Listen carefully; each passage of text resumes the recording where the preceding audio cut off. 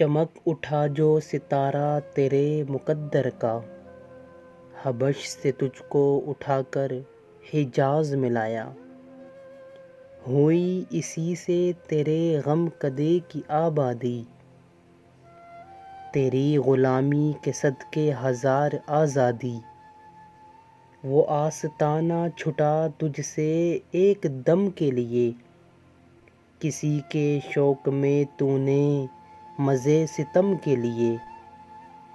جفا جو عشق میں ہوتی وہ جفا ہی نہیں، ستم نہ ہو تو محبت میں کچھ مزہ ہی نہیں، ستم نہ ہو تو محبت میں کچھ مزہ ہی نہیں۔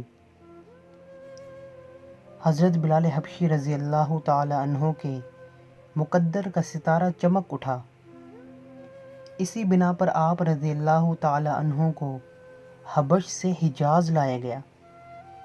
یہ واقعی بڑی خوش بختی تھی کہ وہ حجاز پہنچے، جہاں انہیں حضور اکرم صلی اللہ علیہ وآلہ وسلم کا قرب حاصل ہوا۔ حبش میں رہتے تو قرب سے مرحوم رہتے۔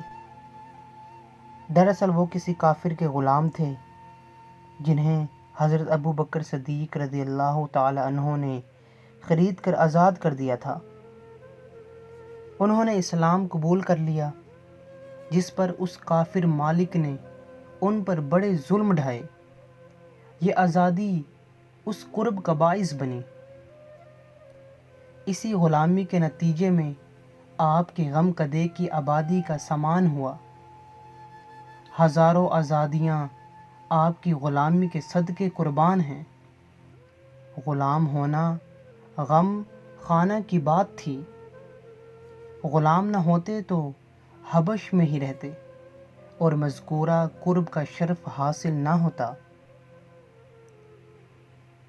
آپ سے وہ آستانہ ایک پل کے لیے بھی نہ چھٹا۔ آپ نے کسی کے شوق میں ستم کے لطف اٹھائے۔ وہ آستانہ یعنی حضور اکرم صلی اللہ علیہ وآلہ وسلم کی طرف اشارہ ہے۔ غلام ہونے کے باعث اپنے مالک کے ستم سہے تھے۔ عشق میں جو جفا ہوا اسے جفا نہیں کہا جا سکتا۔